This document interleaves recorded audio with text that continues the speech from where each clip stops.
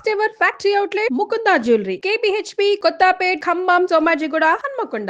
నమస్తే కళ్యాణ్ చక్రవర్తి. నమస్తే జయ గారు. నమస్తే కళ్యాణ్ గారు. రమేష్ అనే ఒక పర్సన్ నుంచి మనకు మెయిల్ వచ్చిందండి.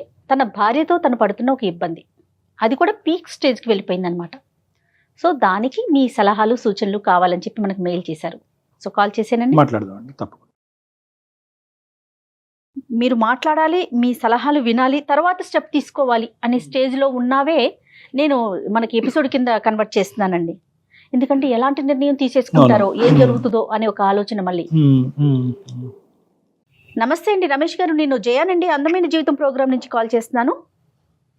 నమస్కారం మేడం. నమస్తే అండి, నమస్తే. మీరు మెయిల్ చేశారు, సో నేను డాక్టర్ గారితో మాట్లాడాను. నాతో పాటు డాక్టర్ కళ్యాణ్ చక్రవర్తి గారు కూడా ఉన్నారు. ఓకే మేడం, మాట్లాడతాను మేడం. ఒక్కసారి మీ సమస్యని బ్రీఫ్ గా మాట్లాడండి. రమేష్ గారు నమస్తే. నమస్తే సార్. నమస్కారం సార్. నమస్కారం సార్. చెప్పండి రమేష్ గారు, ఏంటి సమస్య, ఎవరి గురించి, ఎంతకాలం బట్టి? సార్ నాకు మా భార్యదే సమస్య సార్. నాకు ఏంటంటే 10 సంవత్సరాలు అవుతుంది సార్ మాకు మ్యారేజ్ అయ్యి. సార్ మాకు 2 పిల్లలు ఉన్నారు సార్. మాకు ఒకరు 7 years, ఒకరు 6 years సార్. ఓకే. మేము ఇక్కడ హైదరాబాద్ లో నివాసం ఉంటున్నాం సార్. ఇక్కడ ఉద్యోగ రీత్యా ఇక్కడికి వచ్చేసి ఇక్కడ ఉంటున్నాం సార్ మేము. అయితే నాకు సాయంత్రము 6ంటికి జాబ్ అయిపోతుంది సార్. సాయంత్రం 6 తర్వాత ఇంటికి వెళ్ళేసరికి నాకు ఒక 20-25 minutes పడుతుంది సార్ నాకు ఇంటికి వెళ్ళడానికి. ఓకే. ఒకవేళ ట్రాఫిక్ జామ్ అయ్యి లేకపోతే ఏదన్నా అటు ఇటు అయ్యి ఒక 10 నిమిషాలు లేట్ అయితే ఇంట్లో నాకు టార్చర్ ఉంటది సార్.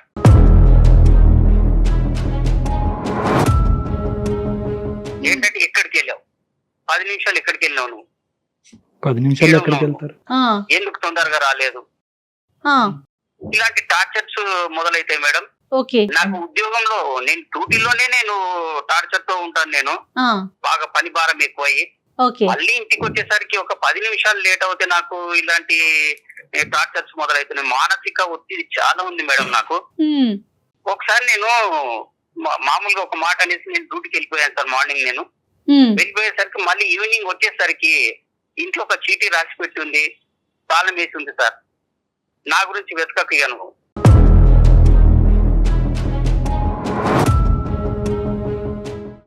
నేను ఎక్కడికైనా వెళ్ళిపోతున్నానని. నేను 2 పిల్లలు తీసుకొని వెళ్ళిపోయింది మేడం.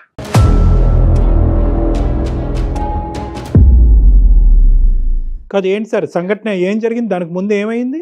మామూలుగా టీ అడిగాను సార్ నేను.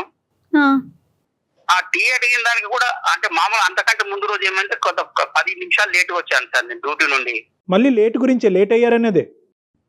లేట్ అయ్యే దానికి మామూలు చిన్న చిన్న సమస్యలు సార్. ఇవి పెద్ద సమస్యలు కావు సార్. చిన్న సమస్యలకి అవి పెద్దగా చేసుకొని నాకు మెంటల్ టార్చర్ పెట్టేస్తుంది సార్. ఎక్కడుందండి, వాళ్ళ ఇంటికి వెళ్ళిందా? లేదు సార్, వాళ్ళ ఇంటికి వెళ్ళలేదు సార్. మళ్ళీ ఎక్కడ హైదరాబాద్ లోనే ఉంది సార్. సార్ రైల్వే స్టేషన్లు వెతికాను, తర్వాత ట్యాంక్ బండ్ దగ్గర వెతికాను. అదే కదా మరి, మనుషులు కనిపించకపోతే అది ఎంత కంగారు. నరకం లేండి, అది నరకం. తర్వాత సార్, తర్వాత ఇంకా ఎలాంటివి ఏమైనాయి? నేను టీ పెట్టిమంటే టీ పెట్టడానికి వెళ్ళి మామూలుగా చిన్న గొడవతో స్టార్ట్ అయ్యి మామూలుగా చీర కొంగు మన స్టవ్ పైన పెట్టి పడేస్తుంది సార్.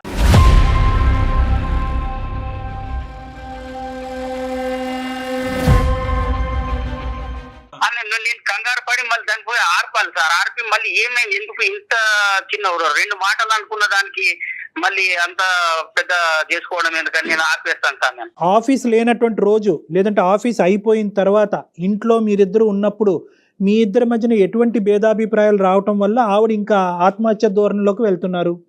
అంటే ఆవిడ మాట మీరు వినాలా, మీ మాట ఆవిడ ఆలకించాలా? అదే సార్, ఆమె మాటనే వినాలి సార్ నేను. అదేంటి, అది డబ్బులా, ఇంటి పని, వంట పనా, లేదంటే ఏదైనా ఇన్వెస్ట్మెంట్సా, పిల్లలకు సంబంధించిన అంశాలా, లేదంటే అన్నిటికీ ఆవిడ మాట వినాలా? లేదు సార్, పిల్లలు తర్వాత ఇన్వెస్ట్మెంట్ ఇవన్నీ ఏమి కాదు సార్. ఇవి కాకపోతే నా మాట వినాలి నువ్వు.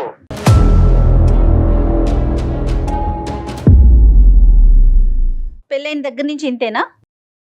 పెళ్ళైన దగ్గర నుంచి ఇంతే మేడం. మామూలుగా ఒక 2-3 నెలలు మామూలుగా ఉన్నారు మేడం. ఎన్ని సంవత్సరాలు అవుతుందండి మీకు పెళ్ళయి? 10 సంవత్సరాలు అవుతుంది మేడం. 2 పిల్లలు. ఇప్పుడు మా వాళ్ళు ఉన్నారు సార్. మా వాళ్ళ దగ్గరికి నేను వెళ్ళాను అనుకోండి, మా అక్క చెల్లెళ్ళ వాళ్ళ దగ్గరికి వెళ్తే ఎందుకు వెళ్ళావు అనేటువంటి గొడవ స్టార్ట్ చేస్తారు సార్. వాళ్ళ దగ్గరికి వెళ్ళొద్దు, నేను ఎవరి దగ్గరికి వెళ్ళొద్దు, నేను ఎవరితో మాట్లాడకూడదు, ఎవరితో ఫ్రీగా మాట్లాడినా ఎందుకు మాట్లాడావు, ఈ అనుమానంతో మళ్ళీ ఇంటికి వచ్చిన తర్వాత ఏమన్నది సార్, మళ్ళీ 10 తర్వాత ఇలాంటి టార్చర్ స్టార్ట్ చేస్తుంది సార్. 10 తర్వాత టార్చర్ స్టార్ట్ చేసిన తర్వాత 11, 12 అవుతుంది సార్ మాకు ఈ గొడవ, చిన్న చిన్న గొడవలు. ఇంట్లోంచి వెళ్ళిపోవటం ఒకటి, చీర కొంగు ఏమొచ్చి స్టవ్ మీద వేసి తను హామ్ చేసుకునేటటువంటిది ఇంకా ఏమైనా ఉన్నాయండి ఇలాగా? ఇంకా ఉన్నాయి సార్. మామూలు వంట రూమ్ లో వెళ్తా సార్, వంట రూమ్ లో వంట చేసుకుంటూ చేప తీసుకొని కోసేసుకుంటుందండి.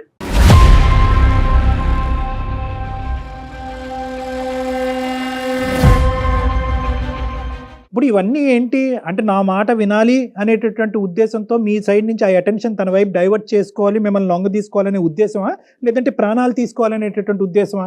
లేదు సార్, నన్ను ఏమన్నా సార్, నన్ను ఏమనకుండా ఆమె చేసుకోవడం, ఆమె చేసుకుంటాను. మిమ్మల్ని ఏమి చేయదు, కానీ తను నిజంగా ప్రాణాలు తీసుకోవాలనే ఉద్దేశమా, లేదంటే మీ అటెన్షన్ తన వైపు డ్రా చేసుకునే ఉద్దేశమా? సార్ ఆ టైంలో నేను అటెన్షన్ లేకపోతే ఏమన్నా జరగచ్చు కదా సార్. అదేలేండి, తన ప్రయత్నం కాస్త నిజం అవ్వచ్చు. ఓకే, అర్థం అవ్వచ్చు కదా సార్.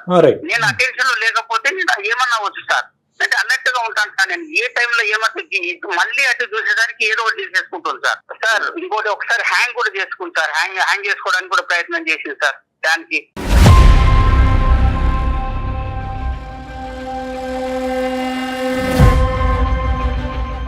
ఆవిడ ఇంత భయంకరమైనటువంటి స్టెప్స్ తీసుకోవడానికి మీరేమి ఆవిడ్ని రెచ్చగొట్టే ప్రయత్నం లేదంటే మాటలతో ఏమన్నా ప్రోత్సహించి ఆ విధంగా ఏమన్నా చేస్తున్నారన్నట్టు మీకేం అనిపించట్లేదా? నేను ఏం చేయను సార్, నేను అలాంటివి కూడా ఏం చేయను సార్. ఆమె చెప్పినట్లే వింటాను. ఎప్పుడన్నా ఇలాగా జరిగినప్పుడు ఏమన్నా కొంచెం ఒక మాట ఏమన్నా అన్నప్పుడు నా మాటనే వినాలి నువ్వు. మీకేమన్నా అలవాట్లు ఉన్నాయా సార్? మీకేమన్నా అలవాట్లు ఉన్నాయా, డ్రింకింగ్ కానీ స్మోకింగ్ కానీ? లేవు సార్, నాకు అలాంటివి ఏం లేవు సార్. సార్ నేను ఇంట్లోనే ఈ బాధపడుతున్నాను సార్. నేను బయట అవన్నీ ఎఫెక్ట్ చెల్లబెట్టుకుంటాను సార్ నేను. అదే అర్థమైంది నాకు. మీరు వెళ్ళి మీ పేరెంట్స్కి కానీ వాళ్ళ పేరెంట్స్కి కానీ చెప్పడం జరిగిందా? ఇది ఏమైనా పెద్దల పంచాయతీ వరకు వెళ్ళిందా ఈ అమ్మాయి యొక్క ప్రవర్తన? ఎందుకంటే రేపు పొద్దున ఆ అమ్మాయి ఏమన్నా చేసుకుంటే ఒకటి ఆ అమ్మాయి చనిపోవటం, పిల్లలకి తల్లి లేకుండా అవటమే కాకుండా మీరు కూడా రకరకాల చిక్కుల్లో పడతారు కాబట్టి ఇది ఎప్పుడు ఇంటి బయటకు తీసుకెళ్లారా? లేదు సార్, వాళ్ళ పేరెంట్స్ తో కూడా మాట్లాడాను సార్. వాళ్ళ పేరెంట్స్ ముందు కూడా సూసైడ్ చేసుకోవడానికి అటెంప్ట్ చేసింది సార్.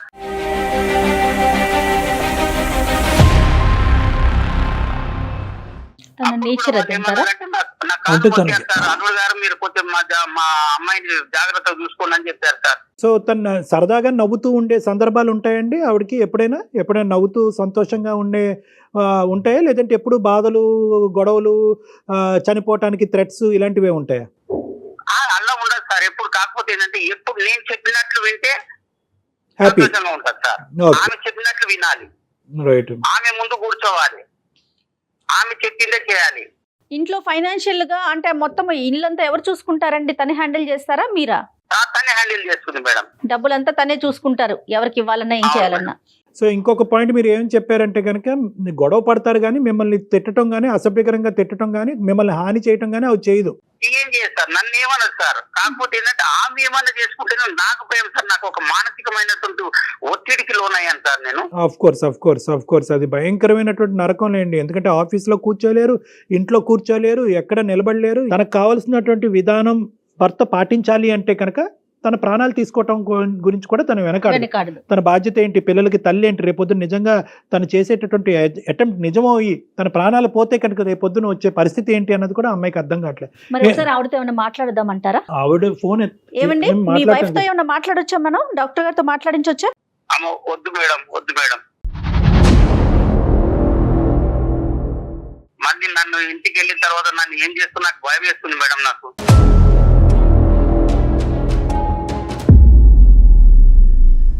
మరి లేదంటే నా దగ్గర తీసుకొస్తారా?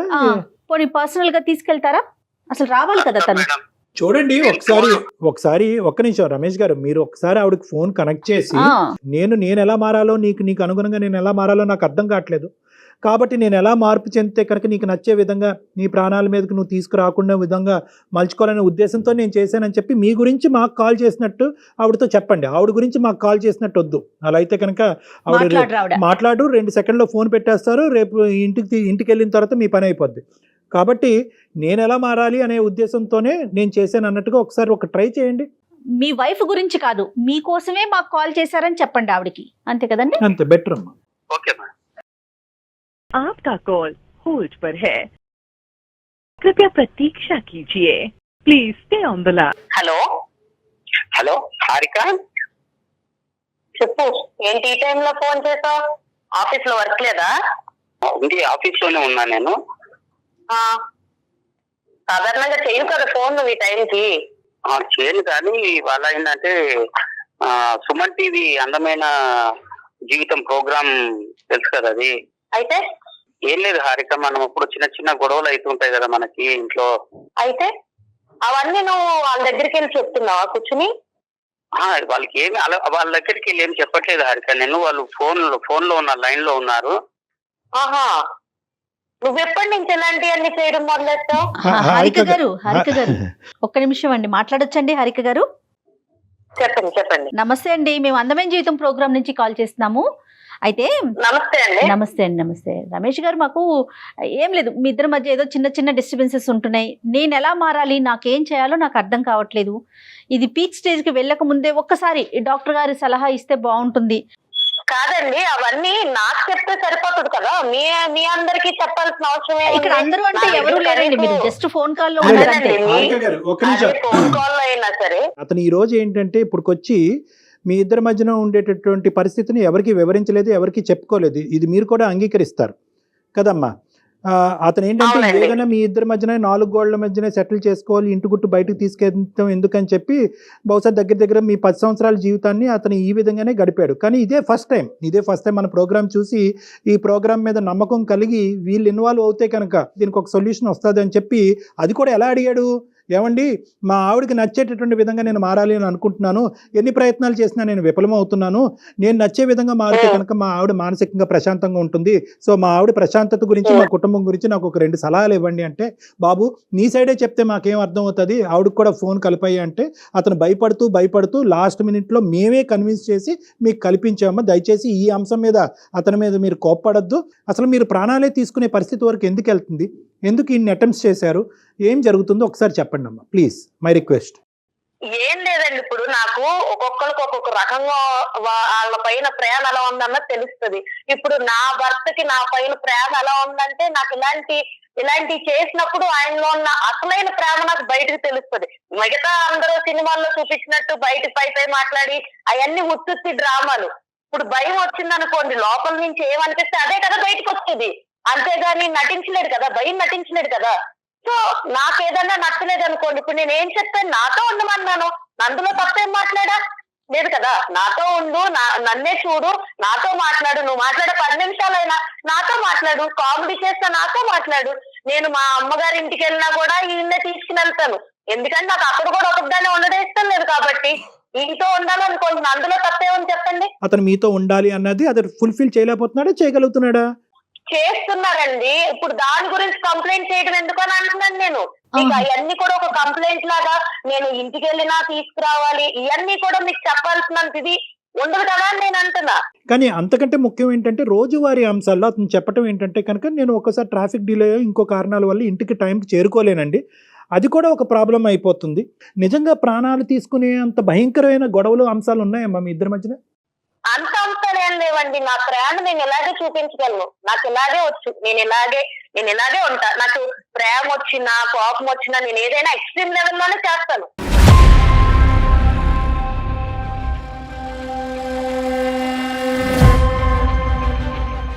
నేనంత సాదాగా నేను అలా లేనండి, చిన్నప్పటి నుంచి నేను ఎలాగే పెరిగాను.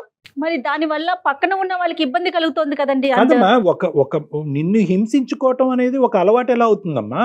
నిన్ను హింసించుకోవటం, బాధ పెట్టుకోవటం ఎలా అలవాటు అవుతుంది? నువ్వు గీసినటువంటి బొమ్మలాగే నలుగురు అందులో ఉండాలి అనేటటువంటిది ఎంతవరకు పాసిబుల్ అవుతుంది?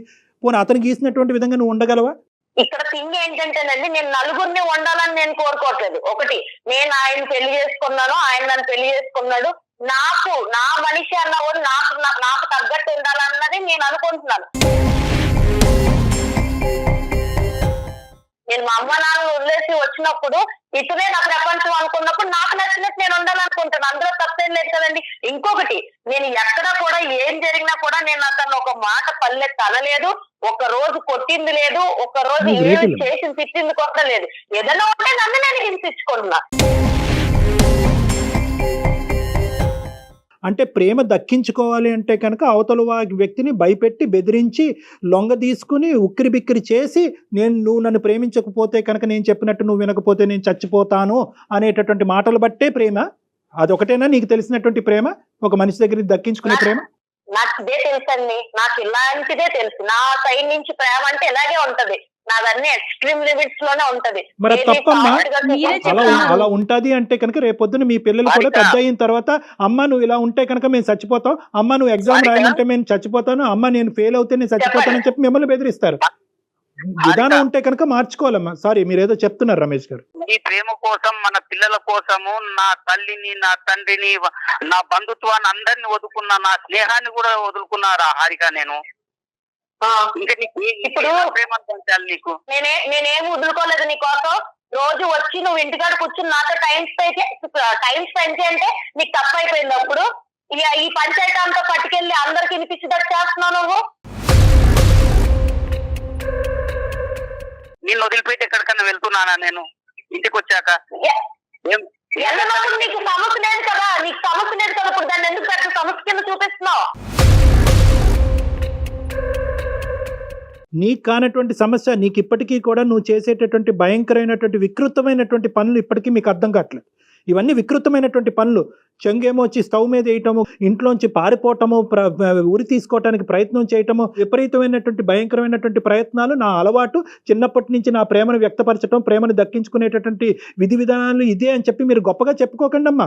నెంబర్ 1 అని చెప్తున్నారు తనే. ఇది ఎక్స్ట్రీమ్ అని మీకు తెలిస్తే కనుక ఆ ఎక్స్ట్రీమిటీ అనేటటువంటిది మార్చుకోవాల్సినటువంటి బాధ్యత మీ మీద ఉంది. ఒకప్పుడు మీరు మార్చుకోలేరు, కెపాసిటీ మీకు అది లేదు అంటే కనుక మాలాంటి వాళ్ళ దగ్గర రండి, అది రెక్టిఫై చేస్తాం. కానీ దయచేసి నేను చెప్పేది ఏంటంటే ఈ వాతావరణం పిల్లలకి చూపెట్టద్దాం. ఇందాక నేను ఒక మాట అన్నాను, రేపొద్దున మీ అమ్మాయి కానీ మీ అబ్బాయి కానీ అమ్మ నాకు ఇది జరగకపోతే సూసైడ్ చేసుకుంటాను, అమ్మ నాకు ఇది జరగకపోతే మేడ నుంచి దుంకుతాను, అమ్మ ఇది జరగకపోతే టాబ్లెట్స్ మింగుతానంటే ఎలా ఉంటుందమ్మా నీకు?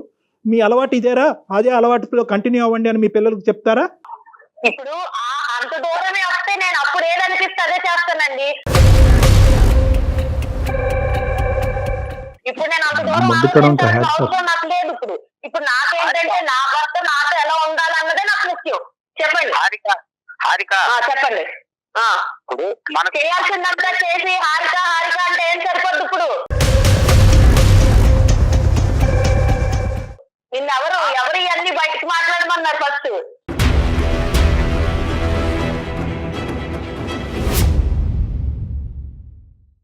లేదు కాదు హారిక, మనకు పెళ్లి అయి 10 సంవత్సరాలు అవుతుంది, 2 పిల్లలు ఉన్నారు హారిక మనకి. మన పిల్లలు నాకు గుర్తు లేదా? నువ్వు గుర్తు చేస్తున్నప్పుడు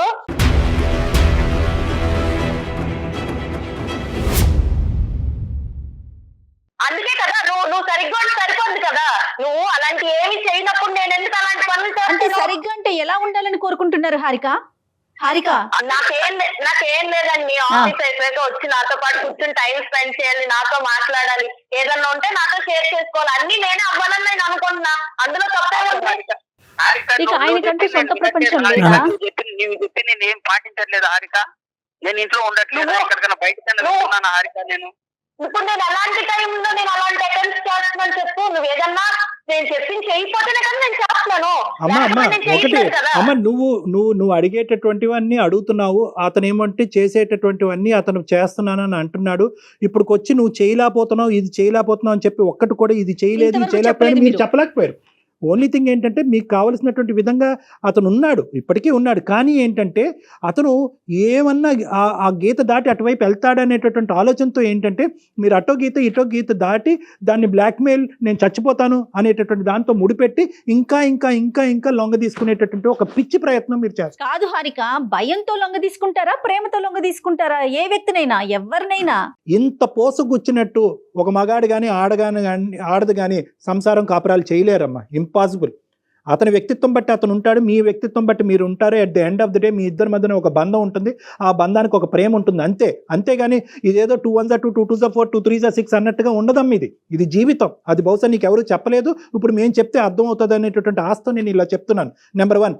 నెంబర్ 2 ఏంటంటే ఈరోజు నిజంగా ఈరోజు ఎంతో అదృష్టం బాగుంది కాబట్టి ఈరోజు నువ్వు నేను మాట్లాడుకుంటున్నావు అమ్మా. నువ్వు చేసినటువంటి ఒక్క అటెంప్ట్ అయినా కూడా ఈరోజు నిజమై ఉంటే కనుక నీ ప్రాణాలే దక్కుండేవి కాదు. ఒక పనికిరాని కారణానికి ప్రాణాలు తీసుకున్న ఒక భార్యగా, ఒక తల్లిగా చరిత్రలో నిలిచిపోతావు నువ్వు.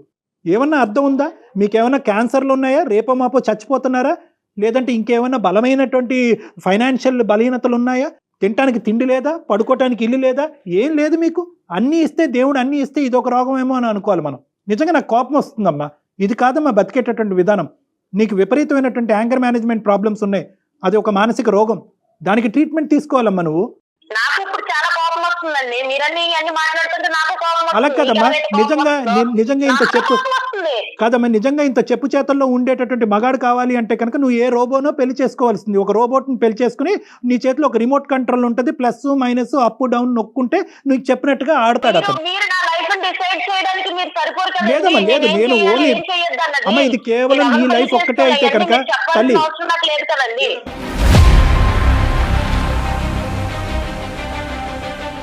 నీ లైఫ్ ఒక్కటే అయితే కనుక నేను ఇలా మాట్లాడినమ్మా. నీ లైఫ్, నీ పిల్లల లైఫ్, నీ భర్త లైఫ్, అందరి లైఫ్స్ ఇక్కడ ముడిపడి ఉన్నాయి కాబట్టి నీకు చెప్తున్నాను. నీకొక్కదానికి చెప్పేటటువంటి కెపాసిటీ నాకు లేకపోవచ్చు. అర్థమయ్యే విధంగా డాక్టర్ గారు చెప్తుంటేనే మీరు మాట్లాడే విధానం అర్థమవుతోందండి.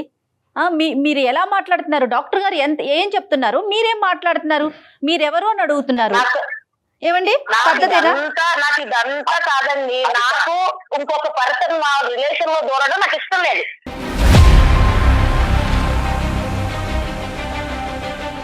అది డాక్టర్ అయినా అవ్వండి, ఇంకెవరన్నా అవ్వండి, నాకు ఎవరు ఇష్టం లేదు. అది ఏదన్నా మీ ఇద్దరు మా ఇద్దరు ఇంకెవరి దూరం నాకు ఇష్టం లేదు.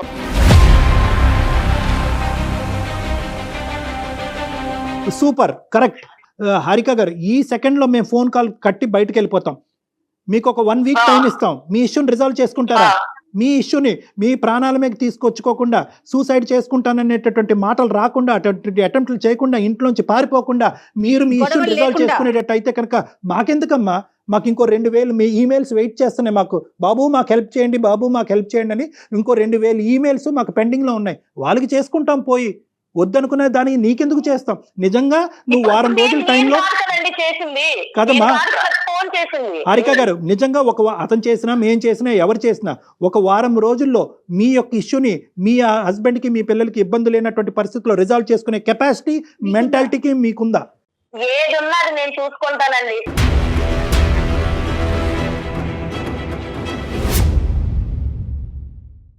ఎలా ఉండాలి, ఎలా చేయాలి, ఏం చేయాలి అన్నది నాకు ఎవరు చెప్పినా నచ్చదు. అమ్మా నార్సిస్టిక్ పర్సనల్ అంటారు, అహంకార ధోరణి. వినాలంటే నేను అదే అనుకుంటా. పెళ్ళై నేను వచ్చిన తర్వాత ఇతనే నా ప్రపంచం, ఇతనే నా సర్వస్వం అనుకున్నప్పుడు నేను ఏం చెప్తే ఆయన కూడా ఉండాలి.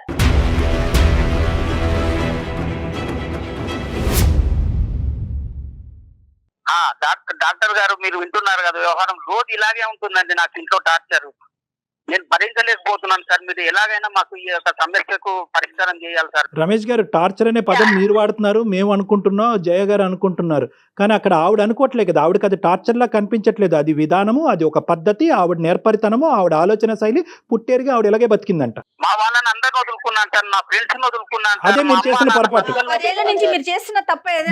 పొరపాటు ఏంటంటే ఆవిడ ఒక చెయ్యి పట్టుకుని కిందకి, మీ కాలర్ పట్టుకుని ఒక్కొక్క మెట్టు కిందకి ఈడ్చుకుని వస్తున్నంత సేపు మీరు కిందకు వచ్చారు. ఎందుకు వచ్చారంటే కుటుంబాన్ని కాపాడటానికి మీరు వచ్చారు. కానీ అది ఆవిడకి అలవాటు పరిపాటు కింద అయిపోయింది. సో ఈ మనిషిని పూర్తిగా కిందకి తీసుకొచ్చి కాళ్ళ కింద చెప్పులాగా మార్చుకోవాలనే ఉద్దేశంతో ఆవిడ వెళ్తుంది. అది కరెక్ట్ కాదు. ఆవిడకి ఎవరు చెప్పలేకపోతున్నారు. ఈ రోజు వాళ్ళ తల్లిదండ్రులు చెప్పినా ఇది చాలా చాలా బాగా నేర్చావు. ఈ రోజు నువ్వు ఫోన్ చేసి ఎలా ఉంది అలా ఉంది అని అంత చెప్పుకునేట్టుగా తయారయ్యావు కదా. నువ్వు ఇంటికి రా, చెప్తారు నీ పని.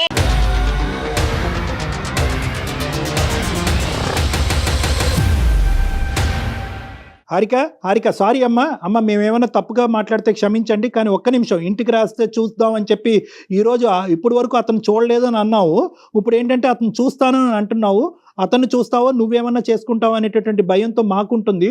ఒక్క 2 నిమిషాలు మనం మాట్లాడుకుందాం. ఒక్క నిమిషం హారిక.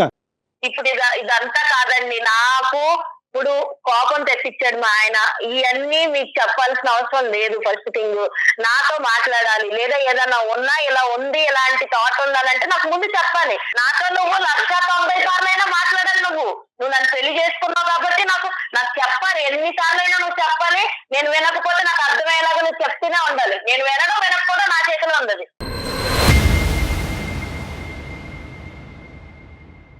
పెద్ద మనుషులే కదా, వాళ్ళే కదా మనకు అంత చేసేది. పెద్ద చెప్తారు కదా మనకి. అతను గట్టిగా మాట్లాడితే ఆవిడ చేయిపోయి ఏదైనా చేసుకుంటదని చెప్పి అతను పిల్లిలాగా అతను ఉన్నాడు. కాదమ్మా హారిక. హలో హారిక అమ్మా, చెప్పండి. నీకు చెప్పేటటువంటి కెపాసిటీ, స్థాయి, స్తోమత బహుశా ఎవరికి లేదేమో. అలాంటి వాడు ఎవరు ఇప్పుడు వచ్చి భూప్రపంచమే పుట్టెరుగు ఉండడు. కానీ నేనేమంటున్నానంటే ఒక్కసారి ఇదే పని ఏదైతే కనుక నువ్వు నచ్చక మీ ఆయన ఆత్మహత్య ధోరణి ఇదే రేపు పొద్దున ఫ్యూచర్ గురించి నాకు అనవసరం అండి, ఈ రోజు గురించి నేను బతుకుతాను అని చెప్పి ఏదో మాట్లాడుతున్నావు. కానీ రేపొద్దున నీ పిల్లలు ఇదే చూసి అమ్మ మేము కూడా చచ్చిపోతామమ్మా అనేటటువంటి మాట అంటే కనుక అది మీరు ఏకీభవిస్తారా? ఒక ప్రాబ్లంకి అది సొల్యూషనా? నేను అందుకే అంటున్నానండి, నేను ఫ్యూచర్ గురించి ఇప్పుడు ఆలోచించను. అండ్ ఇంకా మేము ఏం గొడవ పడినా ఏం చేసినా సరే అది మేమిద్దరం ఎక్కువ ఉన్నప్పుడే నేను ఎక్కువ గొడవ పడ్డాను, కానీ పిల్లల ముందు నేను అంత ఎక్కువగా అయితే గొడవ పడిన సందర్భాలు అయితే లేవు. అమ్మా ఇది ఎంతకాలం నీ ఫ్యూచర్ ఎక్కడో లేదమ్మా. నీ ఫ్యూచర్ ఏం 100 కిలోమీటర్ల దూరంలో లేదు. ఇది ఒక 10 రోజుల్లో, ఒక 2 నెలల్లో, ఒక సంవత్సరం దూరంలోనే ఉంది. ఇటువంటి ధోరణి నీ పిల్లలకు అలవాటు అవటానికి, ఇటువంటి ధోరణిలో మీ భర్త కూడా మాట్లాడటానికి, లేదంటే ఈ హింస భరించలేక నువ్వు చెప్పి చేస్తున్నావు. అతను చెప్పకుండా చేస్తాడు. అప్పుడేం చేస్తాడు? హారిక, నా ఆలోచన అంటే నువ్వు నా పిల్లలే హారిక, మీరే నాకు సర్వస్వం హారిక. నాకు అంత ఆలోచన ఉన్నాడు అయితే నువ్వు ఇట్లా ఫోన్లు కలిపి ఫోన్లు చేయించి మాట్లాడించాడు కాదు. కానీ నువ్వు మాట్లాడుకో, నువ్వు చేసినంత చూసాను, నువ్వేం చేసావు కూడా నాకు అర్థమైంది. నీకు ఎంత సౌండ్ ఇస్తే నువ్వు ఎలాంటి పనులు చేస్తావో కూడా నేను ఊహించగలను. అందుకే నేను ఎంత కూడా నీకు గ్యాప్ ఇవ్వకుండా నువ్వు టైం అయ్యాక ఇంటికి రావాలన్న, అందులో నేను నిస్వార్థంగా ప్రేమించాలని అనుకుంటున్నా. అందులో తప్పే ఉంది? నీకు అది ఇబ్బంది అయిపోతుందా? నాకు తెలియక అడుగుతున్నాను. కాదు హారిక, నేను కాదని ఎక్కడికన్నా వెళ్ళానా రాధిక? నేను ఎక్కడికన్నా వెళ్ళానా? కంప్లైంట్ లేనప్పుడు నీకు వెళ్ళనప్పుడు, నీకు కంప్లైంట్ లేనప్పుడు ఇప్పుడు ఎందుకు దాన్ని పెద్ద కంప్లైంట్ కింద చూపిస్తున్నావు? మరి కాదు హారిక, నువ్వు చెప్పినట్టే వింటున్నాను కదా హారిక. ఏంటి నాన్న నువ్వు చెప్పినట్టే వింటున్నాను? నువ్వు ఆవిడ టీచరు, నువ్వు స్టూడెంటా? బాగుందయ్యా మీ స్కూలు. ఇదంతా కాదు, నేను చెప్పినట్టు వింటున్నాను అని అంటే మరి ఆవిడ చెప్పినట్టే విను. మాకెందుకు ఫోన్ చేసావు? ఇక్కడ కర్ర ఎరగకూడదు, పాము సాగకూడదు అంటే ఎలాగా? మేము గట్టిగా చెప్తుంటే నువ్వేమో ఆ అమ్మాయి కాళ్ళ వేళ్ళ పెట్టుకుని నువ్వు బతుమాలుతున్నావు. సరే నీ భయాలు నీకు ఉండొచ్చు, ఇంటికి వెళ్ళేటప్పటికి ఆ అమ్మాయి ఏమవుతుందో అనే భయం నీకు ఉండొచ్చు. కానీ ఈ సమస్యకి పరిష్కారం ఎలాగా? ఆ తల్లిదండ్రులు చెప్పలేరు, ఎదిరింటోళ్ళు పక్కింటోళ్ళు చెప్పలేదు, ఒక డాక్టర్ గారు, ఒక సీనియర్ యాంకర్ గారు చెప్పలేరు. ఇంకెవరు చెప్తారు? ఆవిడకి ఎవరొకరు చెప్పాలి కదా. మేము ఒక విధంగా తీసుకెళ్తుంటే నీ పాలు పట్టుకుంటా నువ్వు సమయం అంటే ఏంటి? హారికాని నువ్వు చూసుకోకపోవటం కాదు, హారికానికి అవసరానికి మించి నువ్వు చూసేసుకున్నావు. హారికానికి కావాల్సినటువంటి ప్రేమ అవసరానికి మించి ఇచ్చేసావు. ఆవిడకి సరిపోవట్లేదు, ఎన్ని బకెట్లైనా ఇంకా నిండట్లేదు ఆవిడకి. ఇప్పుడు మళ్ళీ మేము ఎలా మాట్లాడితే కనుక అక్కడేం గొడవ అవుతుందనే భయంతో ఇంకా నేను అసలు సిసలుగా నేను ఇంకా మాట్లాడలేకపోతున్నాను. నాకు భయం వేస్తుంది ఇక్కడ. ఇన్ని మాటలు అనిపించాలని నన్ను చోకి ఫోన్ చేసింది లేదా మెయిల్ పెట్టింది? నిన్ను ఇన్ని మాటలు అనిపించడానికి కాదు హారిక, మనకేమైనా సొల్యూషన్ దొరుకుతుందేమనే నేను కాల్ చేశాను. నేను ఆహా సొల్యూషన్ రా, ఇంటికి రా, నేను చూపిస్తాను నీకు సొల్యూషన్ ఏంటో.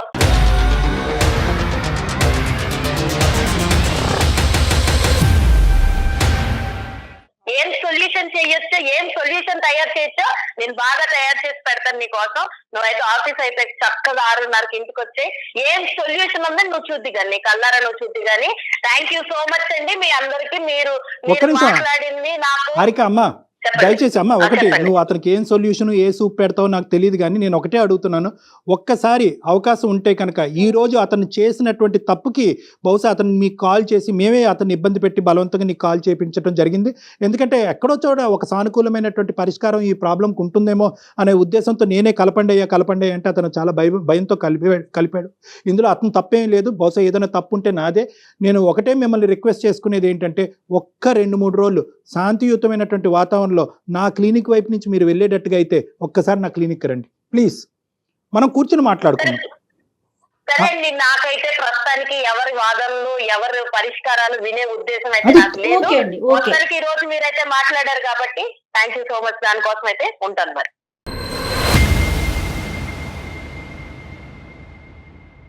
ఉన్నారండి, మీరున్నారా? ఉన్నాను మేడం.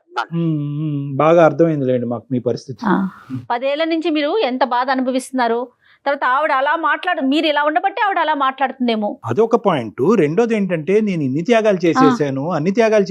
మీరు ఎన్ని త్యాగాలు చేసినా కూడా at the end of the day ఈ సమస్యకి పరిష్కారం అయితే లేదు కదా. కాబట్టి మీకు అర్థం అవ్వాల్సింది ఏంటంటే, మీరు మీలాగా బతకటం అనేటటువంటిది కూడా ఇంపార్టెంట్. మీరు త్యాగాలు అనే ధోరణిలో వెళ్తూ మిమ్మల్ని మీరే మర్చిపోయేటటువంటి విధంగా ఆవిడ కాళ్ళ కింద ఒక ఇదిగా మారిపోవటం అనేది కూడా కరెక్ట్ కాదన్నది ఇప్పుడు అర్థం అవుతుంది.